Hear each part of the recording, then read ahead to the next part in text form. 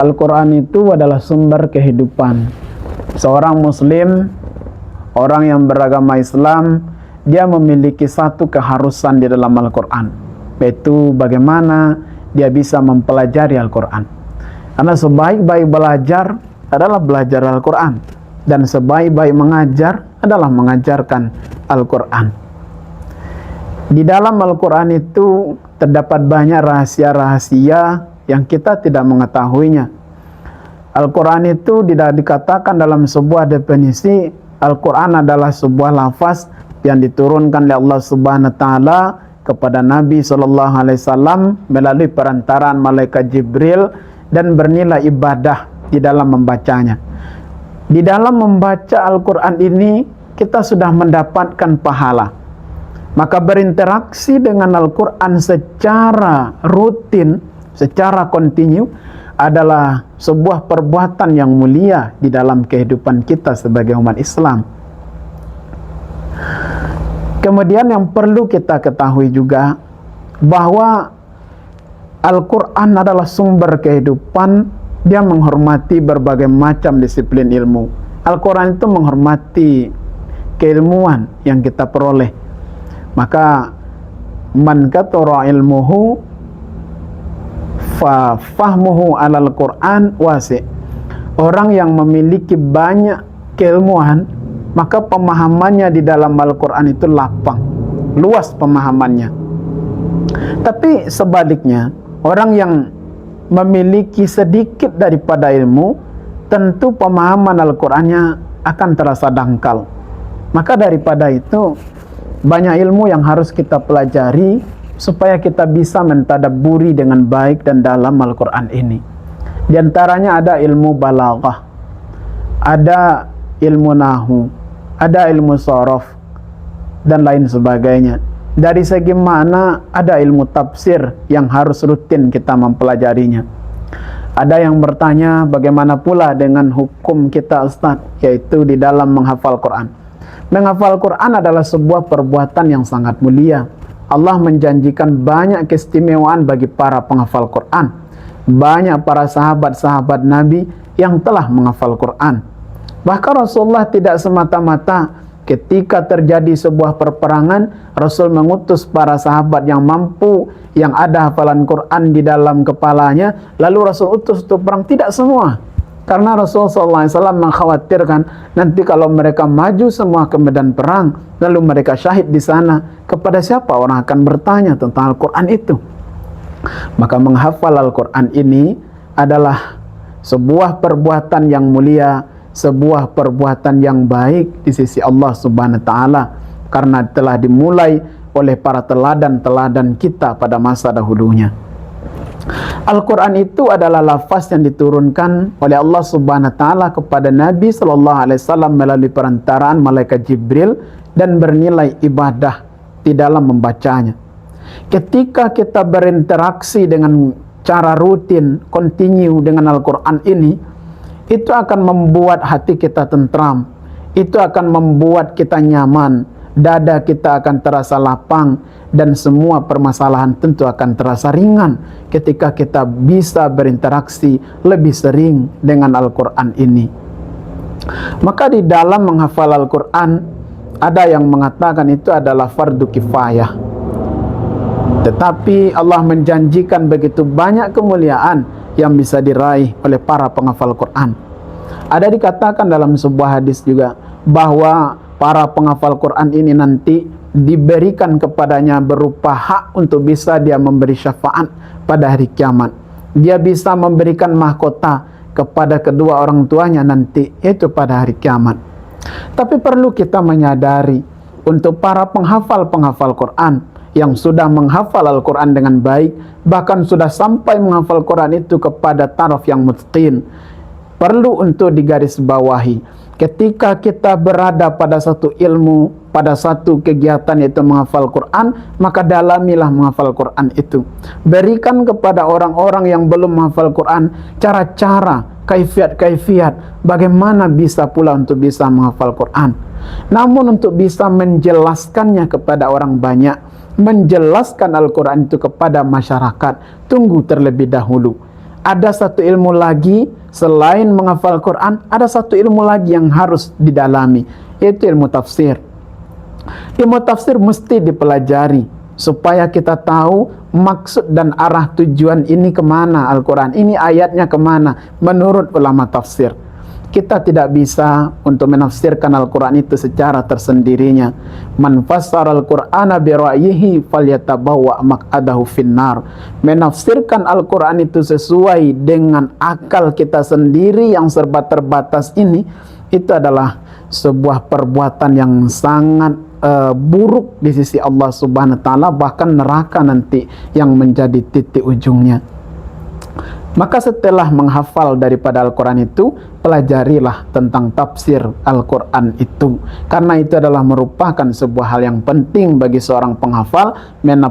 Mencari ilmu tentang tafsir baru bisa menjelaskannya. Nah, kalau misalnya seorang penghafal Al-Quran saja, dia harus mempelajari ilmu tafsir terlebih dahulu, baru bisa dia menjelaskan kepada orang banyak. Apalagi dengan orang yang tidak menghafal Quran, maka belajarlah ilmu tafsir terlebih dahulu. Nah, maka daripada itu, kita juga perlu mengetahui Al-Quran itu menghormati segala macam bentuk ilmu pengetahuan. Semakin dalam keilmuan seseorang, semakin dalam pula pemahamannya tentang Al-Quran. Tetapi semakin dangkal keilmuan orang, maka pemahamannya tentang Al-Quran itu juga akan dangkal. Kenapa disampaikan seperti itu? Al-Quran itu memuat segala unsur ilmu pengetahuan. Ada di dalamnya ilmu balaghah, ada di dalamnya ilmu nahu, ada di dalamnya ilmu saraf, ilmu lughah dengan kawaid lughahnya, sastra Arab dengan sastra-sastra yang banyak itu, semuanya Al-Quran memiliki unsur-unsur di dalam halnya. Maka dikatakan semakin dalam ilmu seseorang, semakin dalam pula keilmuan pemahamannya tentang Al-Quran. Tetapi kalau dangkal keilmuan seseorang, dangkal pula lah pemahamannya tentang Al-Quran itu. Kita bisa mencontohkan contohnya, karena Al-Quran itu adalah dengan bahasa Arab. Inna anzalnahu Qur'anan Arabiyyan la'allakum ta'qilun. Allah menurunkan Al-Quran itu di dalam bentuk berbahasa Arab.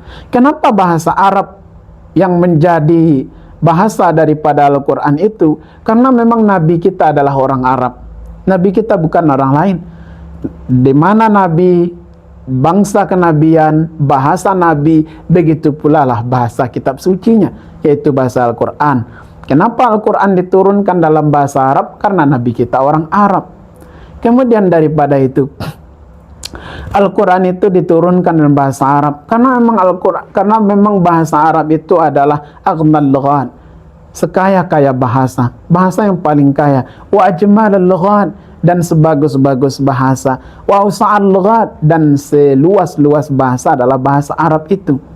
Kalau kita melihat, kita bisa contohkan contohnya dalam kalimat kana Zaidun qa'iman, atau qama Zaidun, yaqumu Zaidun, Zaidun qama, Zaidun yaqumu, inna Zaidan qa'imun. Semuanya kalau kita membicarakan tentang itu, bisa banyak lagi contoh yang kita buat tentang hal kana Zaidun qa'iman, qama Zaidun, yaqumu Zaidun, kum, nah, dan lain sebagainya. Itu bisa banyak, nanti puluhan bisa kita buat.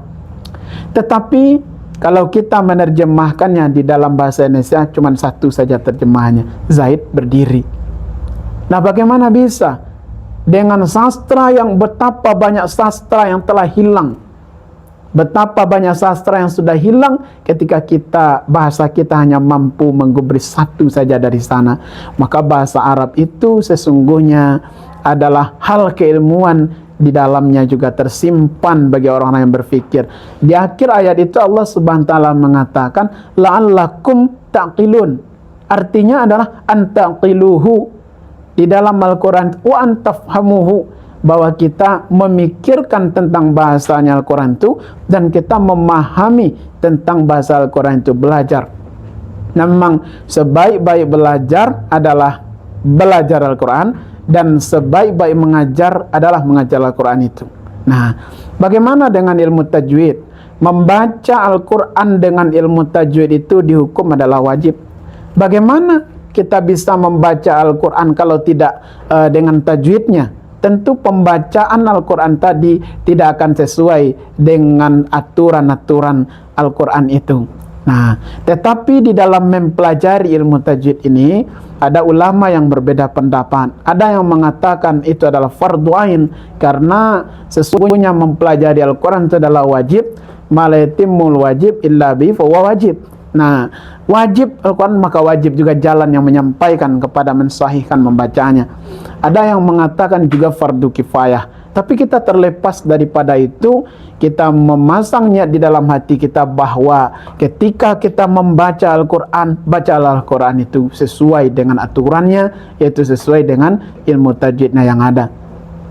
Ada ulama kita dahulu pernah berkata, saya lebih nyaman menjadi seorang makmum dari seorang imam yang bacaan tajwidnya tepat, walaupun iramanya tidak sebagus orang lain, suaranya tidak bisa bersenandung seperti orang lain. Beliau lebih nyaman ketika ketimbang bermakmum menjadi makmum daripada seorang imam yang bagus suaranya, senandung iramanya bagus, tetapi kadangkala dia melupakan tentang kaidah-kaidah tajwid di dalam bacaan Al-Quran tersebut. Nah, maka ini menjadi titik yang perlu bagi kita. Pertama, bahwa mempelajari Al-Quran itu adalah sebuah keharusan bagi orang muslim. Kemudian setelah itu tersimpan kemuliaan bagi orang yang menghafal Quran, maka belajar terus menghafal Quran. Kemudian setelah itu penting untuk bisa menyampaikan maksud Al-Quran pada orang lain, penting belajar yang namanya ilmu tafsir. Nah, kemudian mempelajari lagi tentang ilmu tajwid. Kemudian setelah itu Al-Quran itu sangat menghormati ilmu pengetahuan, cari ilmu yang sebanyak-banyaknya dalam Al-Quran ini. Di dalam kita mempelajari Al-Quran itu, sesungguhnya Al-Quran itu adalah penyempurna yang kita miliki dalam kehidupan ini. Ada sebuah risalah yang ditulis oleh seorang teman bahwa dia sudah lama merasakan sakit di kepalanya, yang ketika diobat kemudian sakit, ketika diobat kemudian reda sebentar lalu sakit. Kemudian ada orang dokter pribadinya yang menyampaikan, coba sujud dalam keadaan yang lama. Kemudian setelah itu dia sujud dalam keadaan yang lama. Kemudian setelah itu berubah, agak beransur sakit kepalanya. Kemudian setelah itu kata dokter tadi, coba rutinkan membaca Al-Quran. Dan setelah itu dia merutinkan baca Al-Quran, pada akhirnya setelah itu dia hilang sakit kepalanya. Maka tak salah bahwa sesungguhnya Al-Quran itu juga adalah pengobat segala macam penyakit ini. Penyakit kita kadang ada penyakit yang tampak, ada penyakit tidak tampak. Dosa adalah sebuah penyakit untuk bisa menghapus Al-Quran itu dalam hati kita. Dosa itu diibaratkan dia adalah racun, tapi racun itu tidak membunuh tubuh, tapi racun itu membunuh iman yang ada di dalam. Nah, Al-Quran itu adalah hal yang Al-Quran itu adalah kitab suci, dan dia tidak akan bisa menempel sesungguhnya di dalam hati yang kotor. Jadi oleh karena demikian, belajarlah Al-Quran dan pelajari juga ilmu tafsir, pelajari juga ilmu tajwid. Kemudian setelah itu sering berinteraksi dengan Al-Quran dan belajar banyak ilmu-ilmu yang lain tentang ilmu yang mendukung tentang Al-Quran ini.